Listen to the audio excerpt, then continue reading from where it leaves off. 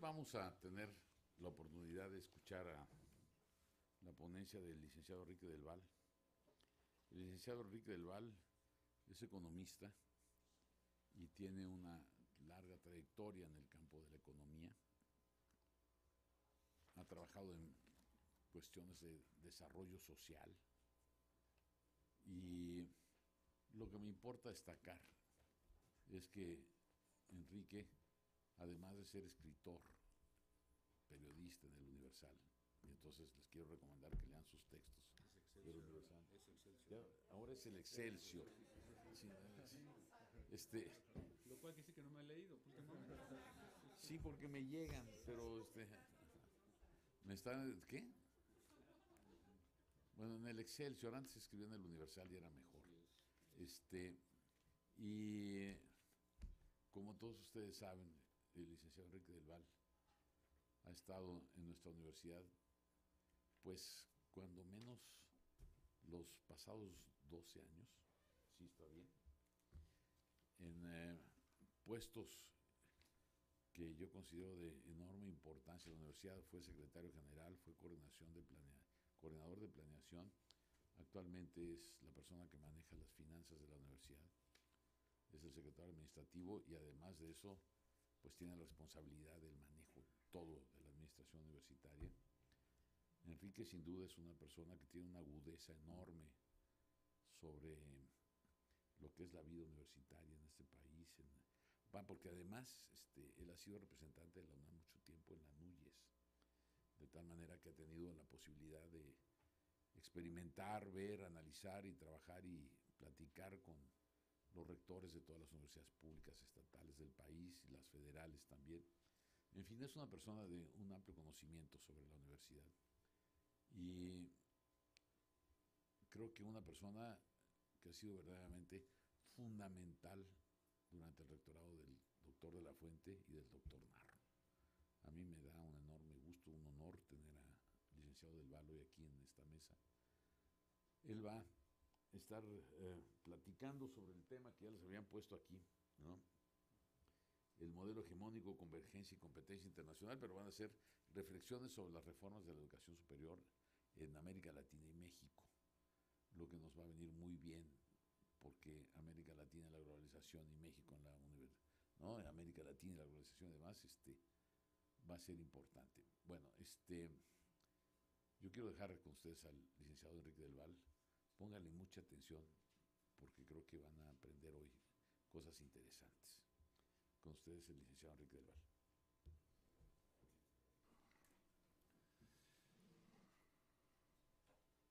Voy a apagarlo, si no. Déjame decir que agradecemos mucho tu presencia, Enrique, porque realmente nos costó mucho trabajo que aceptara venir a dar esta charla hoy y estamos muy agradecidos con ello. Bien, buenas tardes. Agradezco a todos su presencia. En primer lugar, agradezco al responsable del Seminario de Educación Superior, Humberto Muñoz, por haberme invitado, lo cual acepté gustosamente, y luego también por haber aceptado cambiar el día de la presentación. Lo que pasa es que cuando me invitó, que fue el mes de febrero o marzo, no tomé en consideración que el día que yo estaba considerado era el día que firmábamos con el sindicato el emplazamiento a huelga, ¿no? Entonces por eso no pude estar con ustedes y le agradezco que él haya aceptado cambiar la fecha para que yo esté el día de hoy aquí con ustedes. Voy a hablar sobre las reformas de la educación superior en América Latina y en México. Voy a hacer una presentación con algunos cuadros. Me va a ayudar Héctor Ramírez del Razo, que inclusive él ha sido también un alma fundamental en la elaboración de esta ponencia. El presente documento tiene el propósito de ubicar en una perspectiva histórica las principales tendencias que registra la educación superior en América Latina, subrayando la correspondencia de sus transformaciones con las etapas fundamentales que registra el desarrollo del capitalismo en la región. En este sentido, se argumenta que en décadas recientes, que abarca a finales del siglo XX y principios del XXI, los procesos que conlleva la globalización y las respuestas de los estados nacionales determinan en lo fundamental el modelo y las transformaciones y pautas que ha seguido la educación superior en América. Para tal efecto se expone como ejemplo de esta correlación las tendencias y procesos registrados en el caso mexicano. En el nuevo escenario global, la educación y el desarrollo científico y tecnológico adquirió un rol preponderante merced a su relevancia en los procesos de reconversión. A ver, exacto, es lo que yo creo también. La educación, la cultura y el desarrollo científico y tecnológico constituyen el principal instrumento de la generación de riqueza y, por tanto, el factor estratégico de la competencia y de las nuevas formas que asume la hegemonía económica y política en el ámbito mundial. Por ello, la educación superior no ha escapado a las exigencias de la mercantilización que impone la competencia global, de manera que en la mayoría de los países se registran intensas presiones para someter a la educación superior al mismo tratamiento que cualquier otra mercancía, es decir, sujeto a las leyes de la oferta y la demanda y a las tensiones derivadas de su utilización como un instrumento de la competencia global en la lucha por la dominación de los mercados. Se plantea que el modelo de educación superior configurado en décadas recientes, si bien resulta funcional a los requerimientos de acumulación de la economía global, no necesariamente resulta compatible con las aspiraciones y requerimientos del desarrollo nacional. Tal situación obliga a asumir una posición crítica respecto a las ventajas y desventajas que conlleva la globalización como condición para el establecimiento de acuerdos entre el Estado, la sociedad y las propias instituciones de educación superior. Para desplegar una estrategia de desarrollo de la educación superior, la ciencia y la tecnología con visión de largo plazo, articulada a un proyecto de desarrollo nacional que, por cierto, el cual prácticamente no existe. Los datos que voy a presentar a continuación son todos tomados de información oficial. ¿Qué ha pasado en América Latina? Estudiosos sobre la historia, las tendencias y las transformaciones de la educación y el desarrollo científico y tecnológico coinciden, con evidentes matices, en un planteamiento central. Señalan que en el último siglo se registran 3 grandes ciclos de reformas de la educación superior que en lo fundamental se corresponden con 3 fases o momentos del desarrollo capitalista en la región de Latinoamérica. Para ello me he apoyado en los estudios de Rama, de Tunerman y de Brunner, fundamentalmente. En la literatura, en la primera fase de las reformas, en la literatura sobre la historia de la educación superior se identifica como un primer gran ciclo de reformas a las que se desencadenaron a partir de la llamada Reforma de Córdoba, en Argentina, de 1918. Tal suceso que, como bien dice Brunner, inauguró el ciclo histórico de la reforma universitaria, se extendió a la mayoría de los países latinoamericanos y se realizó en un contexto histórico singular de la región. La fase de tránsito de economías primario exportadoras hacia procesos de industrialización endógenos basados en la industrialización sustitutiva de importaciones que incentivaron la demanda de técnicos y profesionistas por una doble vía. En primer lugar, por efecto de la expansión de las actividades productivas, el incremento de la población asalariada y el desarrollo de mercados internos.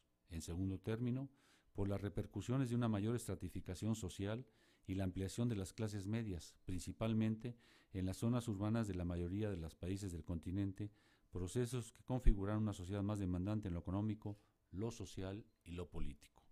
Es decir, las complejas transformaciones registradas en el primer tercio del siglo XX detonaron cambios cuantitativos y cualitativos en las instituciones de educación superior, predominantemente universidades, los cuales a su vez retroalimentaron mutaciones en las estructuras económico, social y política al abrir nuevos cauces a la movilidad social y a los procesos políticos mayormente participativos.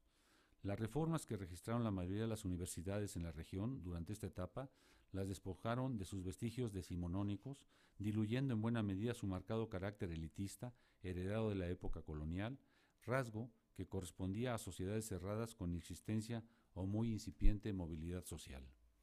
En consecuencia, las reformas universitarias, que naturalmente adoptaron especificidades en cada país, abarcaron un conjunto de rasgos institucionales y organizativos, entre los que resaltan los siguientes. A.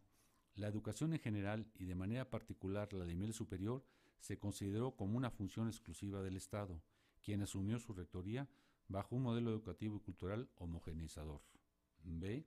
Su función como institución del Estado consistió en ser la formadora de cuadros políticos y técnicos, así como contribuir a los procesos de acumulación mediante la formación de técnicos y profesionales que demandaban crecimiento y la urbanización. C. Las universidades pugnaron y lograron el reconocimiento de regímenes jurídicos de autonomía que las facultaban para autoadministrarse y autogobernarse. D. Su papel en la investigación científica y el desarrollo tecnológico era prácticamente nulo. La función de impulsar el proceso técnico estaba reservada a las políticas industriales y a las propias empresas. E. Su orientación estaba centrada en la situación interna del país, por lo que sus vínculos con el exterior eran prácticamente inexistentes. F. El financiamiento universitario dependía en gran medida del presupuesto nacional y de las decisiones políticas de los altos mandos del gobierno. G.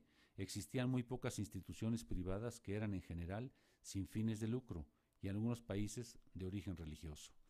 H. No existían mecanismos externos ni internos de control sobre la calidad de la educación superior. En ese sentido, la carrera docente y los mecanismos de ingreso a las instituciones constituían el eje sobre el cual operaba el mejoramiento de la calidad.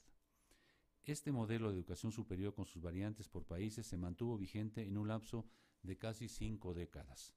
Bajo este paradigma, las universidades lograron expandirse con una significativa articulación interna y construyendo una interlocución con el Estado a partir de la permanente demanda para fortalecer en los marcos normativos nacionales la autonomía universitaria.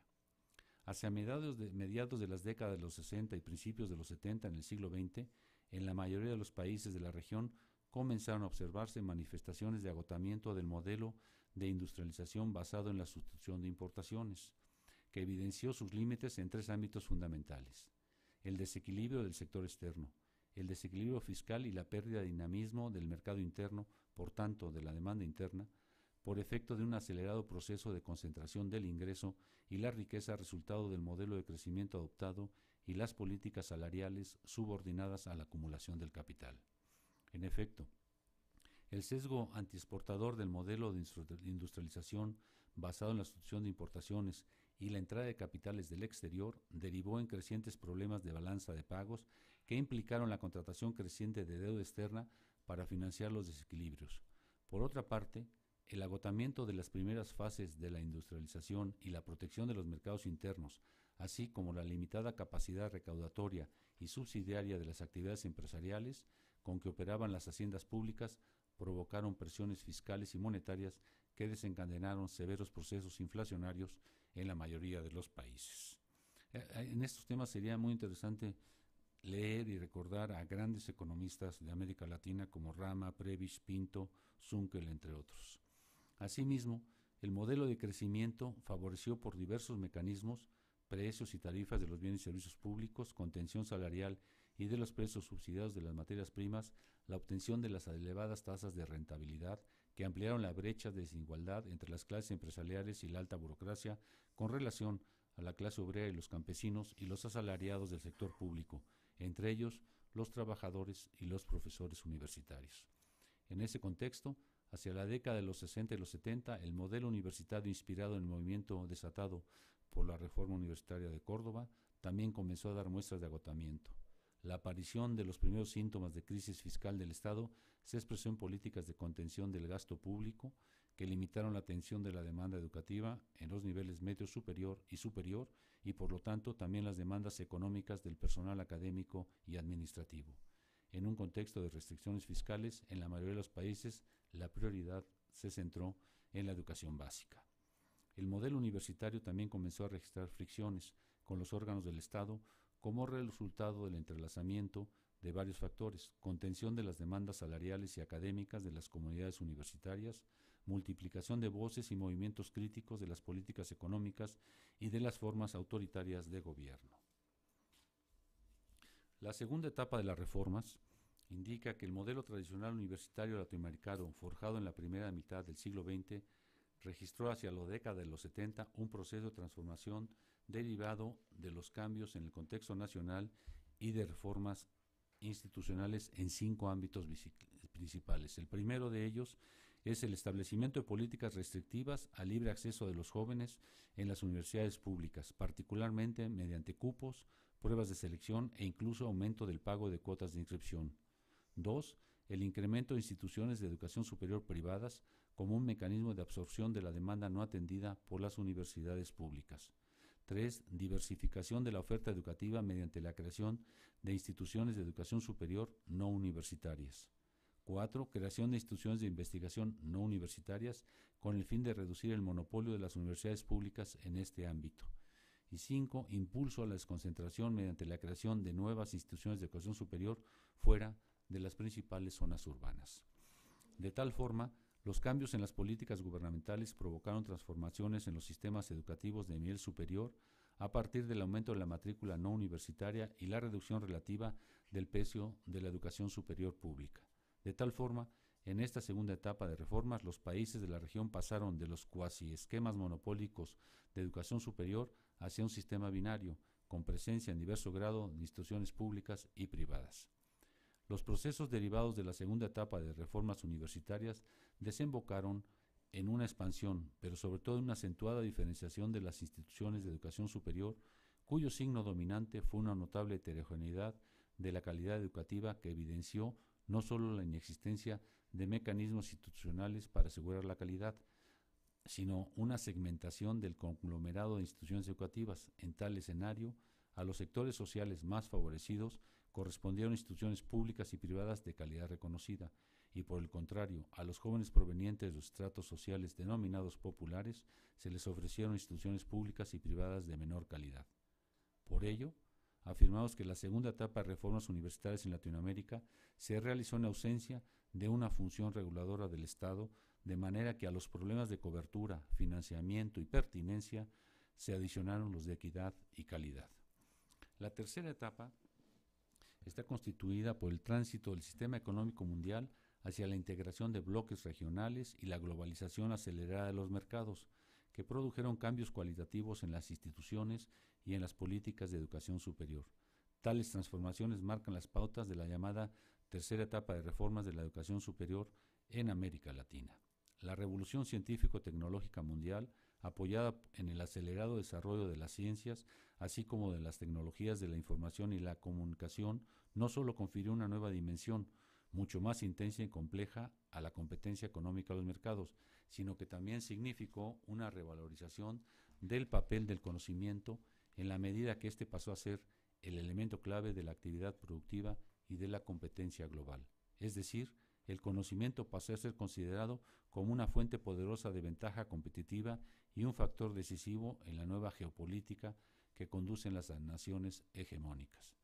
El avance de los países más avanzados hacia sociedades de conocimiento, también denominadas postindustriales, implicó cambios cualitativos a nivel de sus estructuras económicas y sociales, en la medida que el conocimiento no solo tiende a sustituir la mano de obra y a las materias primas como fuente básica de la productividad y crecimiento económico, sino sobre todo configura nuevas formas de organización económica y social que retroalimentaron en transformaciones cualitativas de las formas de gestionar, generar y transmitir el conocimiento. Consecuentemente, las nuevas demandas de la sociedad del conocimiento plantearon roles distintos a los estados nacionales y a las instituciones de educación superior. Las respuestas de estos han sido variadas, desde aquellas que promueven una inserción plena a las tendencias de la economía global y a la internacionalización, frente a otras que buscan adecuar o construir una institucionalidad que permita al Estado actuar como regulador de la inserción nacional en las tendencias de la globalización. Entre los elementos que caracterizan a la etapa actual de transformaciones de la educación superior que abarca las últimas décadas, son destacar las siguientes. Primero, el impulso de la expansión de la oferta de educación superior a partir de un modelo en el que coexisten en un ambiente de competencia la educación pública, universitaria y no universitaria, la educación privada y la educación transnacional, presencial y no presencial. Segundo, el desplazamiento creciente de la oferta educativa universitaria pública por la oferta de instituciones no universitarias, particularmente técnico y tecnológico. Tercero, el impulso de la oferta educativa de nivel superior, virtual o a distancia, bajo criterios que, además de enfocarse a un segmento del mercado, demanda no atendida, estimulan la competencia más que la complementariedad con la educación superior presencial. Cuarto, el establecimiento de mecanismos de financiamiento público de la educación superior y el desarrollo científico y tecnológico basado en mecanismos que promueven la competencia entre instituciones y buscan inducir conductas institucionales alineadas a la rendición de cuentas. Es es el papel de los fondos en nuestro país. Quinto, la creación y aplicación combinada de mecanismos institucionales y de mercado para el mejoramiento de la calidad educativa. Sexto, el desarrollo de iniciativas nacionales, subregionales y nacionales, así como la creación de instrumentos para impulsar, fomentar y o regular los procesos de internacionalización del conocimiento que van desde la creación de redes institucionales y académicas hasta la conformación de uniones y bloques regionales y subregionales. Y por último, el surgimiento de políticas e iniciativas de organismos y agencias internacionales, gobiernos e instituciones educativas para impulsar la mercantilización creciente del conocimiento y la educación, particularmente la de nivel superior, básicamente la OCDE y la Organización Mundial de Comercio. Asimismo, un elemento adicional no menos importante, que impone la globalización y las presiones hacia la mercantilización de la educación superior consiste en la proliferación de rankings de universidades internacionales, regionales y nacionales que, si bien han tenido efectos positivos en la transparencia y la evaluación institucional, su principal inconveniente consiste en su creciente utilización como un instrumento de mercadotecnia, así como de una política que promueve la hegemonía del paradigma de las universidades dominantes en los países más desarrollados, la denominada Universidad de Investigación. Desde hace años, la UNESCO, diversos organismos, instituciones y especialistas han advertido sobre los riesgos que entraña para las naciones en desarrollo sujetar sus estrategias nacionales a la competencia bajo un modelo transnacional de universidad que responde a contextos históricos, sociales, culturales y económicos muy distintos al de las realidades de América Latina y el Caribe. Para ejemplificar esto, baste señalar que, de acuerdo con los 3 rankings internacionales de universidades más difundidos, los indicadores utilizados para la medición comparativa invariablemente provocan que las universidades norteamericanas y europeas dominen las primeras 100 posiciones. Ninguna universidad de América Latina, el Caribe ni de África se ubican en esta élite, según vemos en el cuadro número 1, que espero que esté aquí atrás. Tú no sabes, mejor corre para acá para que lo veas, si no vas a ver. Y como ves aquí,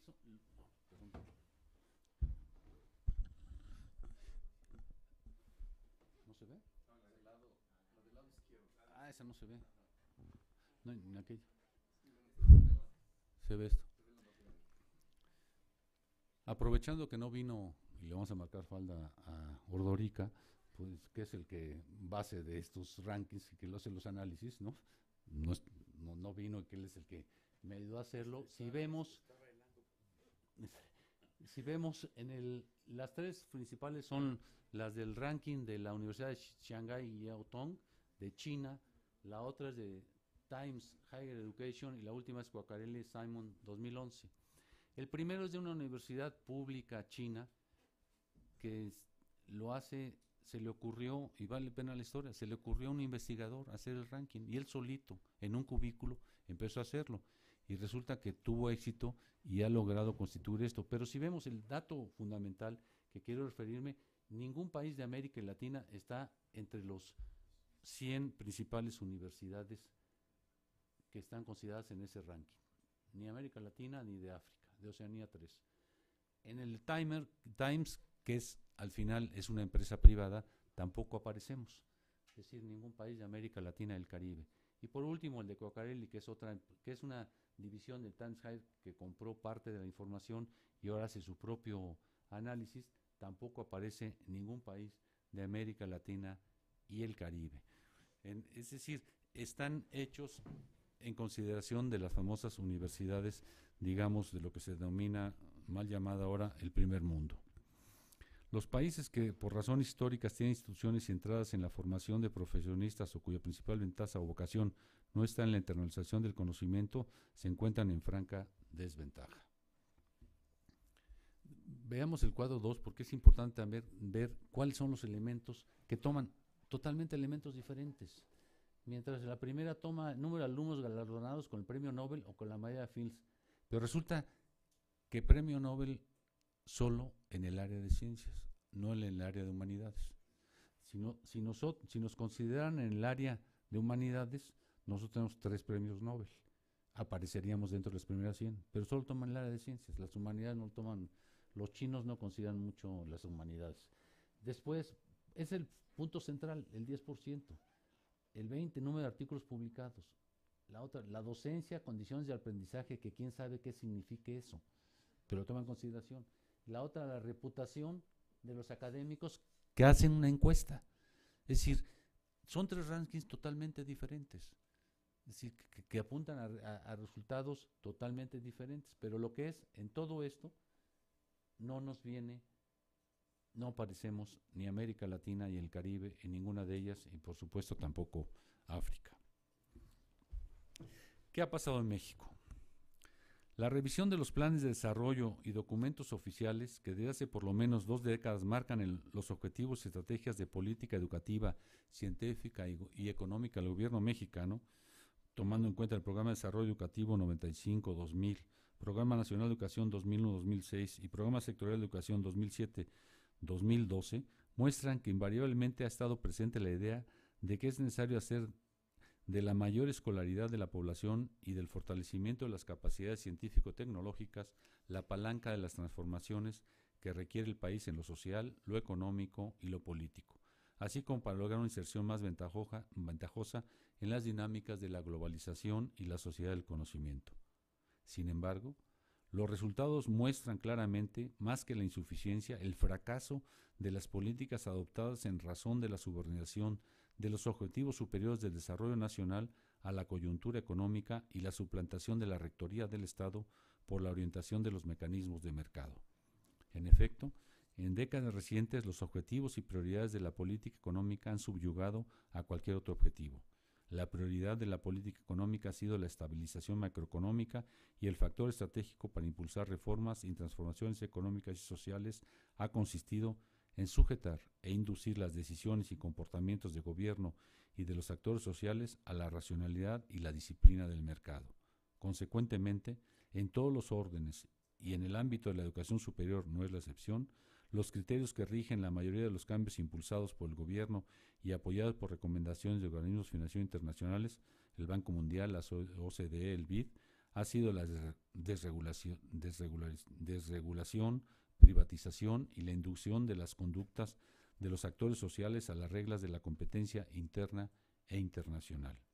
Vistas en perspectiva, las principales tendencias de la educación superior en México en décadas recientes se enmarcan y en buena medida se vinculan a la implantación del modelo económico neoliberal, que significa no solo el retraimiento del Estado mexicano de su responsabilidad rectora del desarrollo nacional a partir del impulso obsesivo, dogmático, de la estabilización monetaria y fiscal y de la subordinación de las políticas públicas a la lógica del mercado.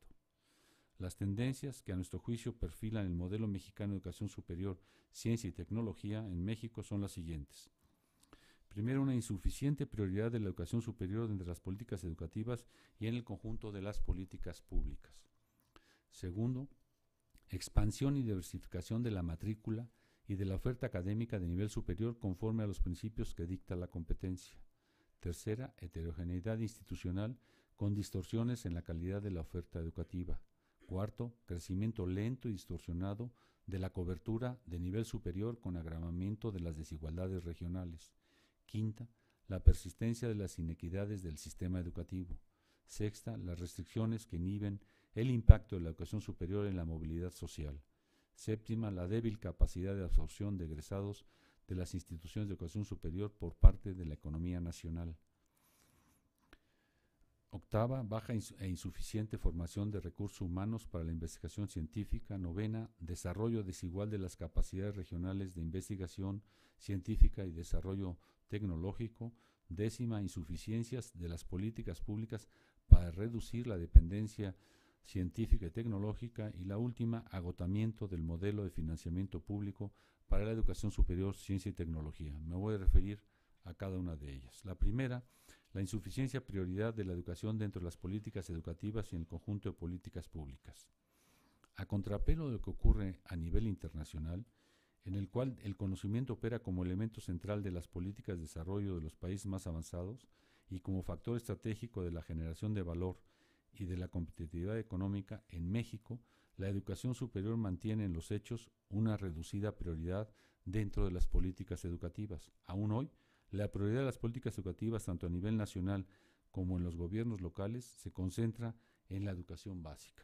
Como vemos en el cuadro, tal prelación se refleja en los programas y presupuestos del sector. Una elevada proporción del presupuesto educativo, el 61%, continúa destinándose a los programas de educación preescolar, primaria y secundaria.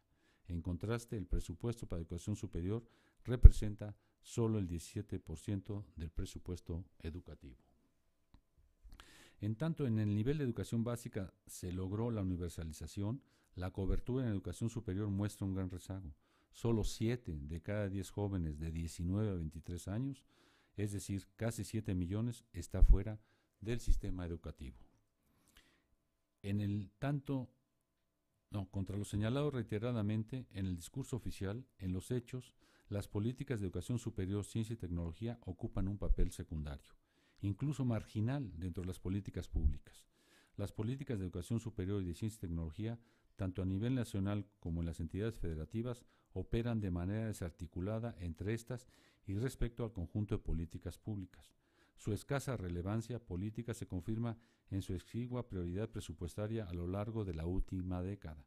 En 2011, en el año actual, el presupuesto federal para educación superior, ciencia y tecnología representa el 0.65 y 0.35 del PIB, respectivamente, y apenas 2.6 y 1.4 del gasto total público del sector público federal. Como vemos en este cuadro, es decir, es la poca importancia que se le da y que se le ha dado. Y ya llevamos 10 años, bueno, ya vamos para 12 años, porque traemos también la cifra de 2012 de lo que está proponiendo para el Congreso de la Unión, en el cual el financiamiento para la educación superior y la ciencia y tecnología se ha visto reducido. Segundo, expansión y diversificación de la matrícula de la oferta académica de nivel superior conforme a los principios que dicta la competencia. En el contexto de severas restricciones presupuestarias, una baja cobertura educativa inferior al 15% a finales de la década de los 80 y un gran dinamismo de la población de 19 a 23 años, las autoridades educativas del país determinaron impulsar el crecimiento de la oferta educativa de nivel superior, particularmente pública, no universitaria y privada. Bajo el nuevo modelo educativo perfilado en la década de los 90, el desfogue de la creciente presión de la demanda de estudios de nivel superior recayó en la expansión de la oferta privada y en las opciones de tipo tecnológico. Entre 1980 y 2008, el número de instituciones de educación superior particulares que registró la Secretaría de Educación Pública se multiplicó por 11, pasando 146 a 1,677. Por su parte, el número de instituciones públicas se quintuplicó, pasando 161 a 862 en 2008.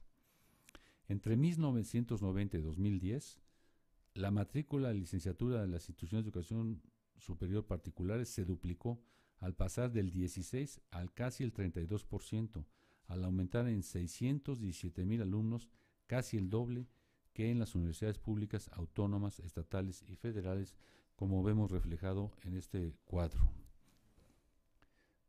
Pasamos 900,000 contra 600,000. Es decir, es un crecimiento verdaderamente sorprendente que a mi juicio yo creo que ya llegó a un límite. Es decir, la propia crisis y los informes que tenemos, hay severos problemas en las instituciones de educación superior privadas para poder aumentar el número de alumnos. Es decir, ya llegó a un límite, pero de cualquier manera ellos ya tienen cerca del 30 y la tercera parte de la educación superior en nuestro país. Por su parte, entre las 3 últimas décadas, la matrícula pública de tipo tecnológico se multiplicó por 4, pasando 169,000 alumnos a 646,000, de manera que su participación en la matrícula pública de licenciatura aumentó del 17 al 34%.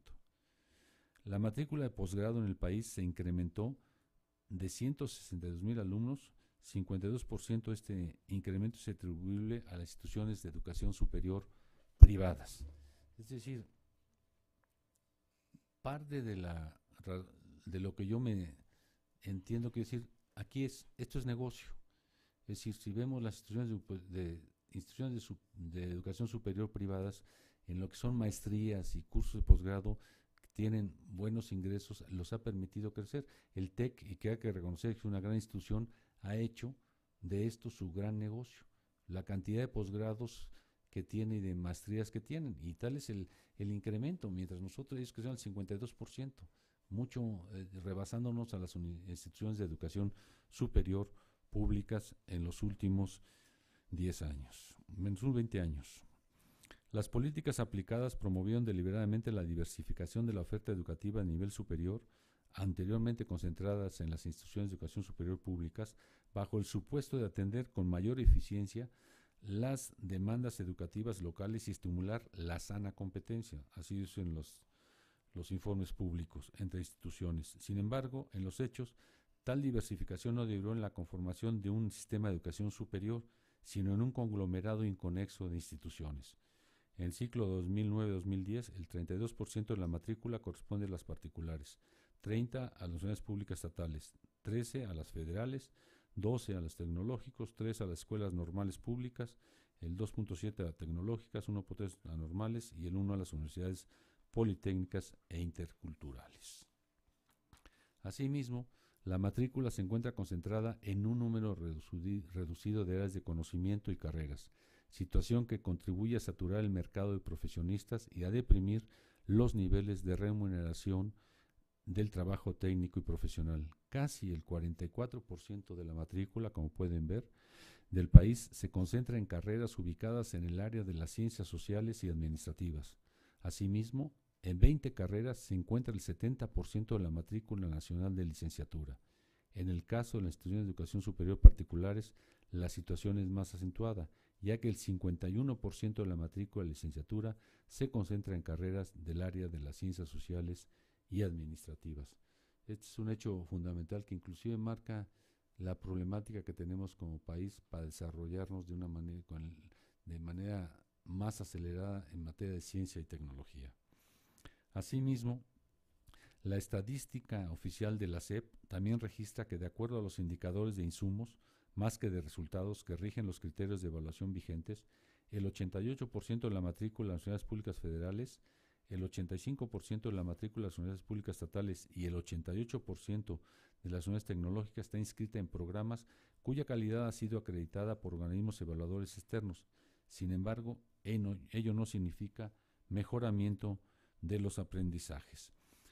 Yo creo que es un punto en el cual debemos reflexionar, es decir, tenemos supuestamente, comillas, programas de calidad, programas que están evaluados por organismos externos, pero no, la CEP indica que no ha significado un mejoramiento significativo de los aprendizajes. Es un tema central que hay que ver de qué tanto estos organismos evaluadores en realidad están evaluando de manera correcta lo que estamos haciendo.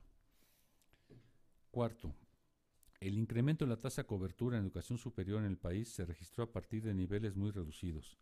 De solo 10.5 en 76, pasamos al 15.2 en 88, a 21.5 en 2000 y a 29.9 en 2010. La comparación de México en el escenario mundial muestra que, pese a los avances en las últimas 2 décadas, todos los países de la OCDE superan considerablemente el incremento de cobertura logrado por nuestro país. En 3 décadas, los países de la OCDE aumentaron la cobertura de educación en 46.5 puntos porcentuales. Nuestro país lo hizo en 15 puntos porcentuales. Si lo vemos en el cuadro quedamos en el último lugar. Por arriba está Turquía, pero hay otros para Chile, está por arriba de nosotros. Es decir, hay países que incrementaron sensiblemente. ¿Tienes la gráfica? Esta gráfica es muy sintomática. Vemos lo que crecieron del 80 al 2009, Corea, el impulso que se dio a los países que eran es decir, Corea en 1980 era un país menos desarrollado que México. Hoy es una potencia. Todos como incrementaron, excepto México lo incrementó, pero en un nivel muy reducido. De todos los países, es decir, el promedio en la OCDE es el 68%. Nosotros llegamos al 15% nada más de incremento. Es un dato muy relevante de que muestra la baja inversión, que a pesar del que hay que reconocer que sí se ha logrado incentivar, no lo suficiente. Una prueba de ello es los miembros de la OCDE, del cual somos orgullosamente para muchos miembros. Cuarto, pese a que entre 1990 y 2010 se duplicó la tasa de cobertura en educación superior, matrícula registra niveles muy bajos, con acentuadas desigualdades regionales. En 2010, y ahí vemos el cuadro, más de la mitad, 18 de las entidades federativas registraron tasas de cobertura por debajo de la media nacional. Por su parte, 4 entidades tienen tasas de cobertura inferiores al 20%, equivalente a la que tienen países en regiones más rezagadas del mundo como África. El desarrollo desigual, es decir, como vemos, y para variar, pues son los estados que siempre conocemos, ¿no? Chiapas, Oaxaca, Quintana Roo, Guerrero, son los que están abajo. Y el Distrito Federal, pues que casi duplicamos a Nuevo León, Sonora, Nayarit. Ahí está la gráfica de lo que es la desigualdad en la atención de la cobertura de la educación superior. En el caso del posgrado, bueno, ¿sigue cuál? ¿El desigual? Marcadas inequidades en la oferta educativa en el superior. En solo 6 entidades federativas se concentra el 49.5% de la matrícula licenciada. Es decir, de las 32 tenemos solo el 49.5% en 6 entidades del país. Es decir, es una terrible concentración la que existe en nuestro país de la matrícula de licenciatura en educación superior. En el caso del posgrado todavía es peor, ya que en las instituciones educativas de educación superior que residen en el Distrito Federal se encuentra inscrito el 27.3% de los estudiantes de posgrado y solo en 5 entidades se concentra el 55% de ese nivel. En el resto ya casi ni la vemos. Los últimos estados ya casi no tienen estudiantes de posgrado, mientras que nosotros rebasamos casi 4 veces el Distrito Federal a lo que es Puebla, la que sigue, o el Estado de México, o Nuevo León, o Jalisco. Es decir, la concentración es terrible en el Distrito Federal de estudiantes de posgrado. La existencia de una muy baja tasa de cobertura de educación superior conlleva una situación de inequidad social, no solo porque implica que al menos 70 de cada 100 jóvenes de entre 19 y 23 años está fuera del sistema educativo, sino porque la exclusión del sistema educativo afecta severamente a los jóvenes de hogares de menor ingreso, en tanto que casi el 60% de los jóvenes de 19 a 23 años del decile mayor ingreso asiste a educación superior, como lo estamos viendo. En los 5 primeros deciles de ingreso, menos del 10% de los jóvenes tienen acceso a la educación superior de nivel.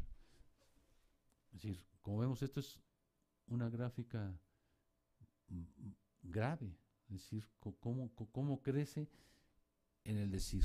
Es decir, una vez más, quien tiene más recursos tiene más oportunidades y de ahí va bajando.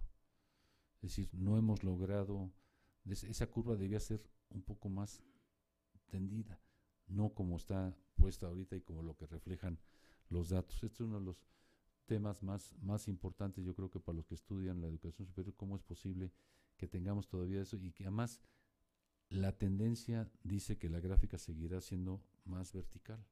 Es decir, no se logra incorporar a los primeros deciles a la educación superior por razones diversas, sobre todo pues, la pobreza. La baja cobertura en educación superior en México, el 29%, nos compara en situación desfavorable en el contexto internacional. El promedio de América Latina es de 38%, el promedio de la OCDE es del 66%, y en América Latina países, no digamos Cuba, que tiene el 90% por razones históricas, pero Bolivia tiene el 70% de coberturas, Argentina tiene cerca del 80% de cobertura, es decir, hay países de América Latina que sí han logrado tener la cobertura suficiente de educación superior y nosotros apenas estamos en el 29%. Quinta, persistencia de las inequidades y la exclusión del sistema educativo. La baja cobertura de la educación superior es resultado del marcado proceso de inequidad y exclusión que caracteriza al sistema educativo mexicano, determinado a su vez por los elevados niveles de desigualdad social y económica que históricamente han caracterizado al país, acentuadas como resultado de las políticas económicas aplicadas en décadas recientes. El sistema educativo mexicano opera como un embudo, amplio en la entrada, en los niveles iniciales y crecientemente excluyente y reducido en los niveles superiores.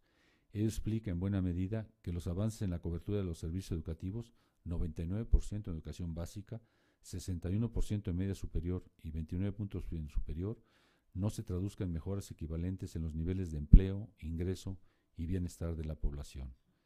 El entorno social y económico en que opera el sistema educativo repercute en situaciones de abandono, deserción del proceso educativo de los niños y jóvenes mexicanos, que resulta particularmente acentuado en el tránsito de la educación secundaria a la educación media superior, en el cual abandonan los estudios casi el 40% de los adolescentes, de tal forma que, de acuerdo con datos de la SEP, de 100 niños que ingresan a la educación primaria, solo 15 concluyen sus estudios de licenciatura. Las condiciones de aguda desigualdad social y el sesgo excluyente del sistema educativo mexicano determinan la baja escolaridad de la población y, por tanto, su incapacidad para romper con el circuito intergeneracional de la pobreza. El Censo de Población de 2010 reporta que casi 7% de la población mayor de 15 años es analfabeta y el 56.1% tiene estudios de nivel básico. Solo el 19.3% realizó estudios parciales y o concluidos de nivel medio superior y apenas el 16% reportó haber cursado al menos un año de estudios superiores, según vemos en este cuadro, que marca la realidad de nuestro país. Esto significa que poco más de 44 millones de mexicanos mayores de 15 años hoy tienen estudios parciales o concluidos de educación básica. 5.4 millones más carecen de educación escolar, y es decir, el 63% de la población mayor de 15 años, 78 millones de mexicanos, tienen una formación educativa que podría considerarse insuficiente e inconsistente con la aspiración de una sociedad incluyente y de una economía con capacidad de crecimiento endógeno. Sexta, restricciones que inhiben el impacto de la educación superior en la movilidad social. La baja escolaridad de la población mexicana y las condiciones de exclusión del sistema educativo limitan la capacidad para operar como un mecanismo eficiente de movilidad social. La realidad mexicana, al igual que la de la mayoría de los países latinoamericanos, muestra que las asimetrías en la escolaridad de la población es un factor clave en las inequidades salariales. En México, solo 10% de la población ocupada recibe entre 5 y 10 salarios mínimos y apenas 4.4% de la población laboral obtiene más de 10 salarios mínimos, como vemos en esta gráfica.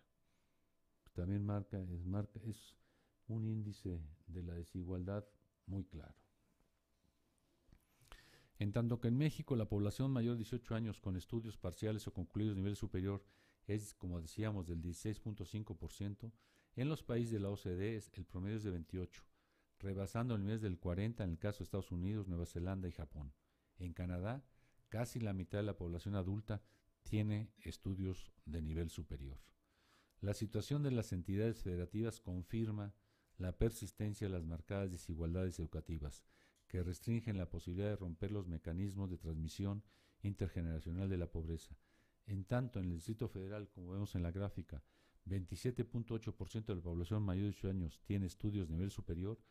En entidades como Oaxaca y Chiapas, la proporción es menor al 10%. Séptima, débil capacidad de absorción de egresados de la institución de educación superior por parte de la economía nacional. La expansión en la matrícula de educación superior registrada en las 2 últimas décadas se refleja en un importante dinamismo de los egresados de las instituciones de educación superior. Sin embargo, el débil desempeño de la economía mexicana, de solo 1.7% en promedio en el periodo 2001-2010, tiende a limitar la incorporación de los jóvenes profesionistas en las actividades del sector formal de la economía. En el periodo 2001-2008, las instituciones de educación superior reportaron 305,000 egresados en promedio, que significa un total de 2.748.000 profesionistas en el lapso. Sin embargo, en el mismo periodo, la economía mexicana solo generó 1.775.000 empleos permanentes en el IMSS y 244.000 en el ISSSTE. Es decir, se crea un poco más de 2 millones de empleos en el sector formal de la economía, incluyendo la Administración Pública Federal. Por su parte, el IMSS reporta que entre 2001 y 2008 el registro de apenas 25.000 nuevos patrones permanentes, nuevas empresas, como vemos en el cuadro número 11 que estamos presentando. Es decir, estamos haciendo un esfuerzo y estamos generando más egresados de lo que la economía nacional puede absorber.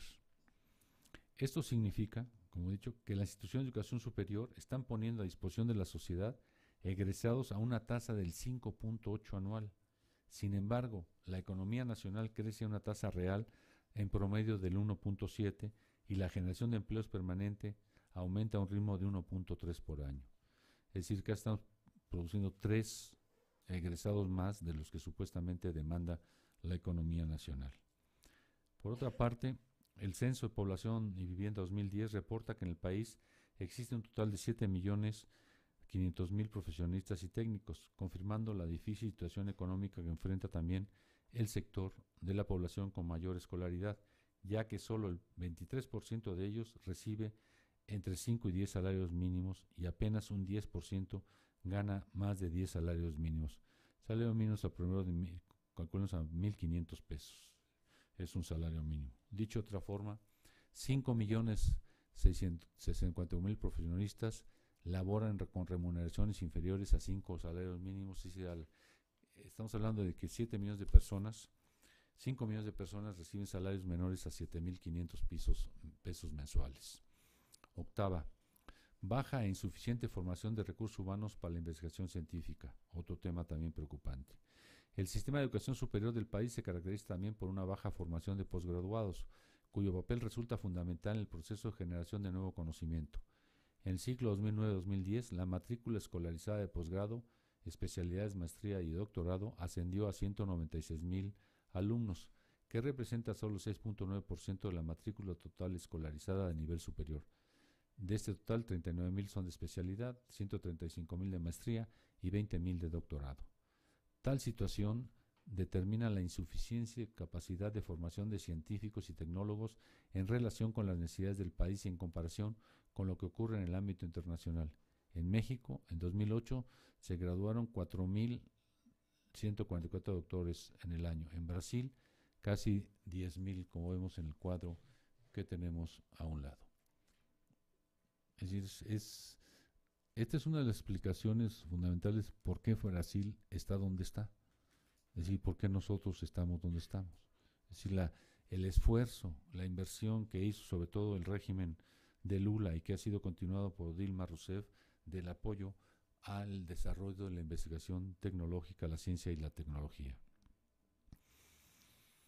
Esto significa que por cada 10.000 personas que conforman la población económicamente activa, el Sistema Mexicano de Educación Superior gradúa 0.71 doctores al año, de los cuales menos de un tercio tiene posibilidades de incorporarse a la academia o al sector productivo. Esta situación, combinada con la insuficiente inversión pública y privada en ciencia y tecnología, conlleva a una reducida producción científica. México cuenta con solo 353 investigadores por cada millón de habitantes. En contraste, vemos lo que es el resto de los países de la OCDE, en la cantidad que tienen en promedio 10 veces más que nosotros, investigadores por cada millón de habitantes. Novena, desarrollo desigual de las capacidades regionales de investigación científica y desarrollo tecnológica. Una vez más, vemos las disparidades en nuestro país. Además de las inequidades regionales de la oferta educativa a nivel superior, México enfrenta marcadas desigualdades en la distribución de las capacidades de investigación científica y desarrollo tecnológico. En el Distrito Federal se concentra el 38% de los investigadores registrados en el Sistema Nacional de Investigadores y en solo 6 entidades federativas se localiza el 62% de la planta de investigación nacional. Es decir, una vez más vemos lo que es y aquí si le sumáramos al Distrito Federal Morelos, que es la UNAM, ¿no? Básicamente todavía sería mucho más grande el número de investigadores que tenemos, que la concentración, una vez más, en el polo de desarrollo que es el Distrito Federal. Esto significa que por cada 10.000 personas que conforman la población económicamente activa, el Sistema Mexicano de Educación Superior gradúa, ya lo dije, no voy a repetir porque espero que lo hayan entendido, ¿no? 0.71, si te lo aprendiste bien. Esta situación combinada con la insuficiente, los 353 investigados. La novena, desarrollo desigual de las capacidades regionales de investigación científica y desarrollo tecnológico, que es el que les leí. En contraste, solo tenemos en 10 entidades federativas se cuenta con una planta de investigadores que apenas representa el 5% del total de miembros del Sistema Nacional de Investigadores, en buena medida Tal situación se explica por disparidades en la oferta de estudios de posgrado en las entidades federativas y la reducida relevancia que tiene la formación científico en las instituciones de educación superior tecnológicas y particulares, sobre las cuales han recaído los esfuerzos gubernamentales para incrementar la matrícula de educación superior en las 2 últimas décadas. Es decir, los gobiernos panistas le han apostado a la educación superior, pero le han apostado muy poco a la ciencia y tecnología, y menos le han apostado que lo desarrollen las instituciones de educación superior privadas, a pesar de que han creado fondos específicos para apoyarlos. 10. Reducida producción científica y tecnológica. Los bajos niveles de inversión pública y privada en ciencia y tecnología, la limitada capacidad en la investigación científica y tecnológica y su desigual distribución en el territorio nacional se refleja en una insuficiente productividad científica y tecnológica en el país. Así lo confirman los indicadores de generación de producción de artículos científicos y de patentes. Pese al crecimiento gradual de la producción de artículos científicos en la última década, México solo participa con el 0.73 del total mundial. En contraste, España participa con el 2.67 y Corea del Sur con el 2.64, como vemos en el cuadro que le estamos presentando. No contemos Estados Unidos, ni Reino Unido, ni Japón, pero nosotros tenemos, para variar, una baja producción de artículos científicos. Por su parte, y este es un dato muy, muy importante que marca la dependencia que tenemos y lo que nos está pasando como país maquilador y no como país industrializado. En 2010, casi el 94% de las patentes solicitadas en México y el 98% de las patentes concedidas correspondieron a ciudadanos y empresas no residentes en el país. Este es un dato verdaderamente, la palabra siniestro es poco, es decir, es que marca lo que nos está pasando, es decir, están registrando extranjeros las patentes. Nosotros tenemos que decir, el 94% fueron solicitadas y de ese 98% eran de extranjeros o no residentes en el país. En el periodo 2000-2010, ciudadanos y empresas residentes en el país obtuvieron la concesión de 1,747 patentes.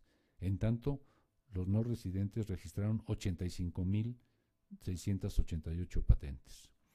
La elevada dependencia tecnológica y el bajo coeficiente de inventiva tecnológica nacional limitan el impacto de las actividades científicas y tecnológicas en el desempeño económico y, pese al discurso oficial, lo mantiene en una posición de franca desventaja en la competencia global. La Organización Mundial de la Propiedad Intelectual señala que tanto el número de patentes solicitadas como las concedidas a residentes, ciudadanos y empresas de México no corresponde al tamaño de su economía, pero sí guarda correlación con la baja inversión que realiza el país en investigación y desarrollo experimental. El insuficiente desarrollo de las capacidades de investigación científica y desarrollo tecnológico se manifiesta también en la acentuada dependencia y heterogeneidad tecnológica del país, que a su vez es resultado de un patrón de desarrollo industrial altamente dependiente del exterior, con incipiente capacidad de innovación e incorporación de progreso técnico y, por lo tanto, con limitada capacidad de impacto sobre la productividad y la competitividad de la economía nacional.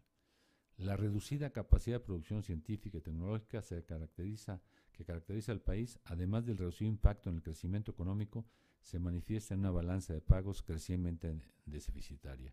Solo en 2007 el país realizó pagos al exterior por compra de tecnología por un monto de $1,389 millones. En tanto, generó ingresos de $94 millones, es decir, menos de una décima parte de lo que tuvimos que pagar por la compra de tecnología al exterior. Y como ven, la gráfica lo hemos... Regrésate. Al anterior. Como vemos, ha sido permanente, ¿no? Los ingresos que tenemos, decir, llevamos desde 1980 y vamos, no ha crecido. Y ellos van creciendo. Es decir, lo que es la paga por compra de tecnología al exterior. Sin embargo, es importante advertir un hecho sobre el cual se ha prestado poca atención.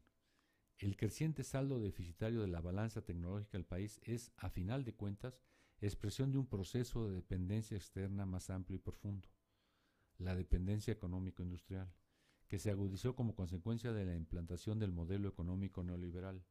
Las políticas de desregulación, privatización, apertura y liberalización externa indiscriminada provocaron al país un severo proceso de desindustrialización que se manifiesta en una balanza comercial de manufacturas crónicamente deficitaria. el desmantelamiento de la planta industrial manufacturera, el predominio de la planta industrial maquiladora, la dominancia de empresas de capital externo en las ramas industriales más importantes y, evidentemente, la existencia de una industria, comillas, nacional, con débil generación de progreso técnico en sus procesos productivos, explican en gran medida el déficit creciente de la balanza comercial manufacturera. En el periodo 93-2010, el déficit acumulado asciende a 283,000 millones de dólares, monto que es poco más de 2 veces las reservas internacionales del Banco de México, que ascienden a 138,000 millones de dólares.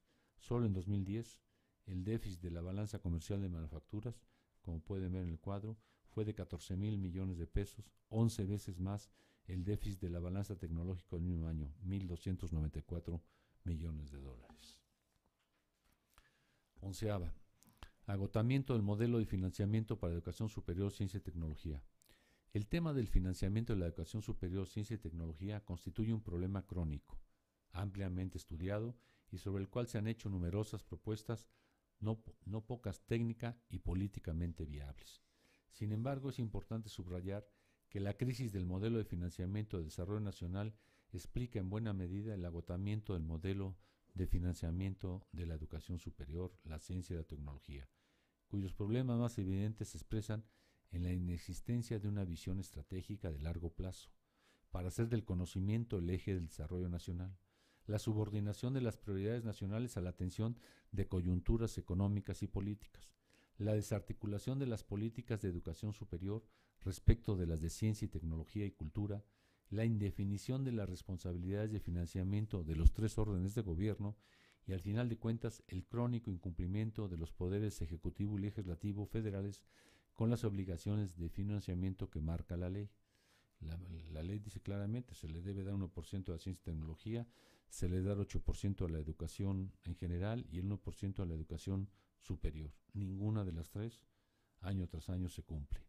Sin duda, la aplicación de políticas monetarias y fiscales altamente restrictivas aplicadas en las 3 últimas décadas impactaron el financiamiento público a las instituciones de educación superior, particularmente al subsidio federal asignado a las universidades públicas.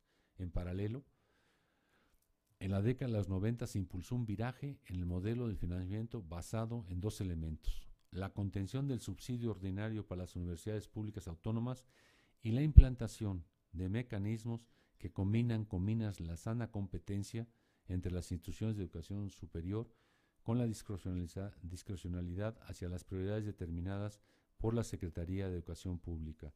En suma, excepto la UNAM, el resto de instituciones públicas ha subsumido su autonomía a la Secretaría de Educación Pública, que es la que le dicta a través de fondos que en los últimos 10 años alcanzan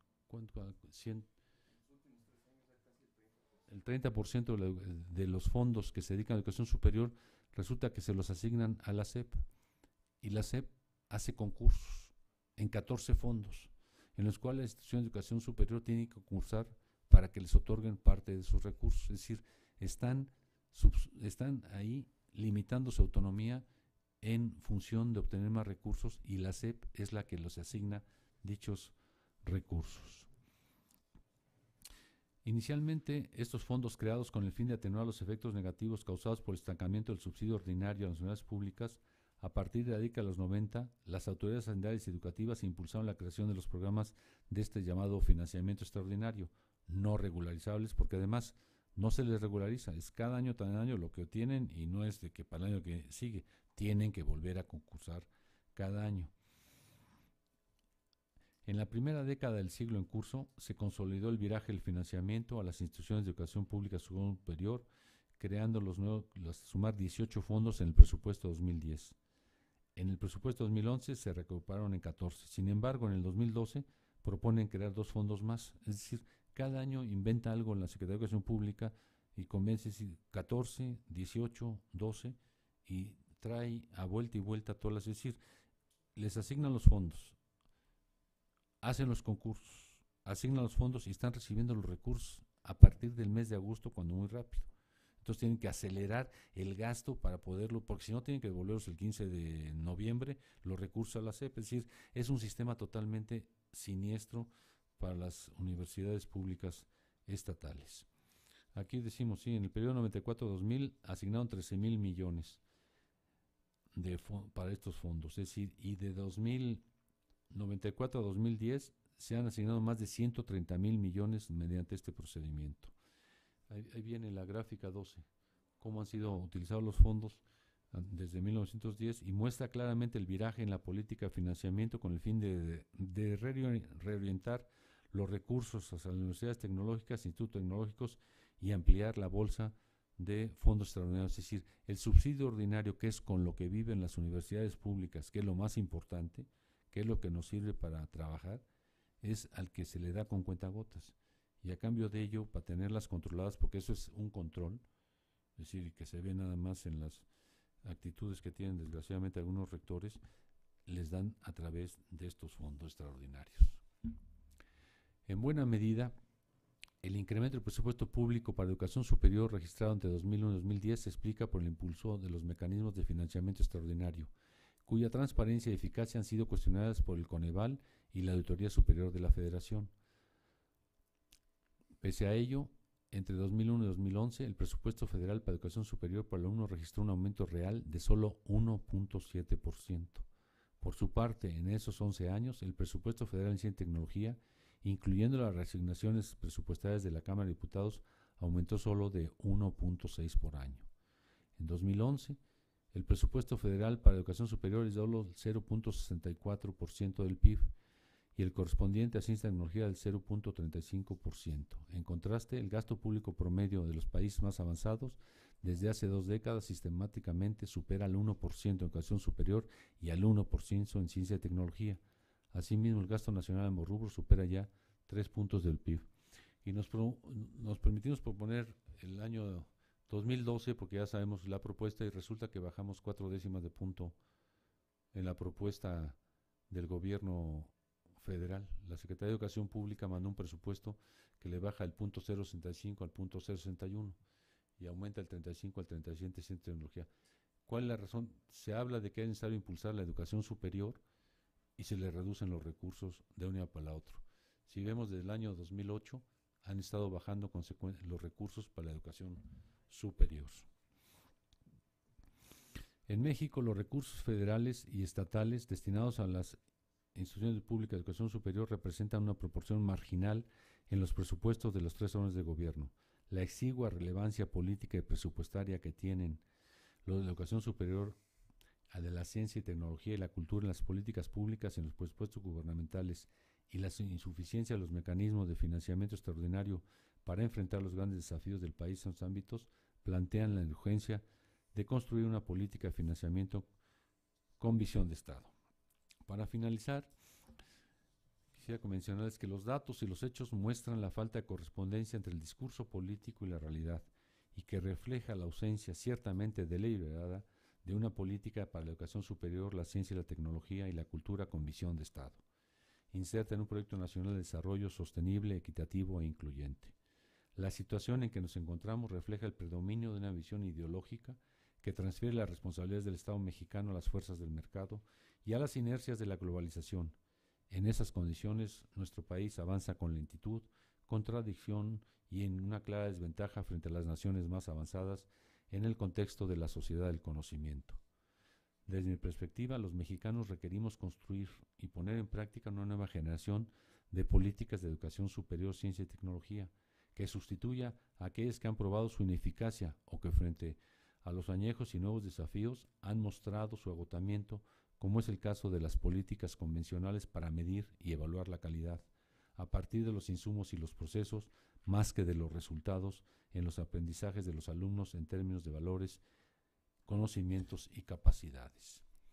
Sin soslayar la importancia de construir con la participación de todos los actores involucrados, gobierno, sociedad, comunidades académicas e instituciones educativas, la nueva agenda para el desarrollo de la educación superior, la ciencia y la tecnología con visión de Estado, la cual puede tomar como referencia los elementos que configuran las 11 tendencias descritas en el apartado anterior, consideramos que los retos de la sociedad del conocimiento se encuentran a un nivel más profundo, que consiste, como lo ha expresado reiteradamente el rector Narro, y no pocos especialistas de la UNAM y de las universidades públicas, en construir un nuevo modelo de desarrollo. En palabras del rector, se requiere romper con dogmas y actuar en consecuencia. Se requiere claridad y sensatez para aceptar que la mano invisible del mercado no es suficiente para la sociedad y que ésta requiere de la mano visible del Estado. Para el buen desarrollo de una sociedad democrática y armónica que requiere que el Estado tenga un papel estratégico. El Estado no puede ceder su papel histórico al mercado. Sin embargo, no se trata de percibir al Estado y el mercado como entidades antagónicas. Se trata de aceptar que sin la acción compensadora del Estado el mercado no puede regularse por sí solo y menos resolver los problemas, rezagos e injusticias sociales que nos abruman. El bienestar social no debe ser de carácter marginal, debe constituirse en el centro de la política económica. El fin último de la economía no puede ser el control de las variables macroeconómicas, sino la mejoría de los niveles de vida de la población. Muchas gracias por su atención.